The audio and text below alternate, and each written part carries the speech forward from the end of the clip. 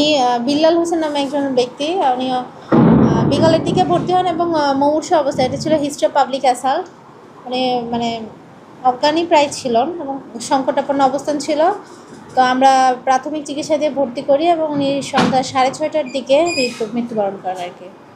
বেলা 2:30টার সময় সংবাদ পাওয়া যায় ঝিনুককলা আবাসিক এলাকা অর্থাৎ চরখাজুরা এলাকায় আবাসনে একটা 7 বছরের শিশুকে যৌন পীড়ন করার সময় একজন ব্যক্তিকে জনগণ আটক করে রাখছে।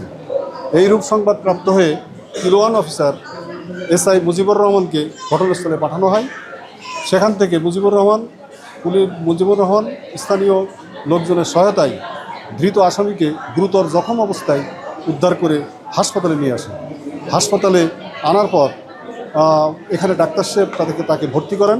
ভর্তি থাকা অবস্থায় 6:30 ঘটিকায় সে মৃত্যুবরণ করে। এদিকে মামলার ভিকটিমের মা বাদী হয়ে থানায় একটা এজাহার দায়ের করে। এজাহার দায়েরের প্রেক্ষিতে ঝিনাইদহ থানার মামলা নম্বর 8 তারিখ 4/6/2026 ধারা নারী ও শিশু নির্যাতন সংশোধন আইন 2026-এর 10 রুজুপূর্বক তদন্তের ব্যবস্থা করা হয়। SI মুজিবুর রহমান মামলাটি তদন্ত করতেছেন।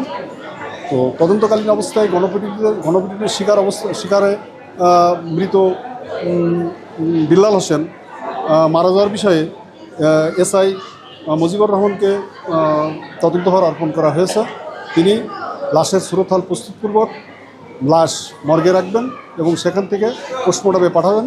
পোস্টমর্টম পাওয়ার পর আইনানুগ ব্যবস্থা নেওয়া হবে। এদিকে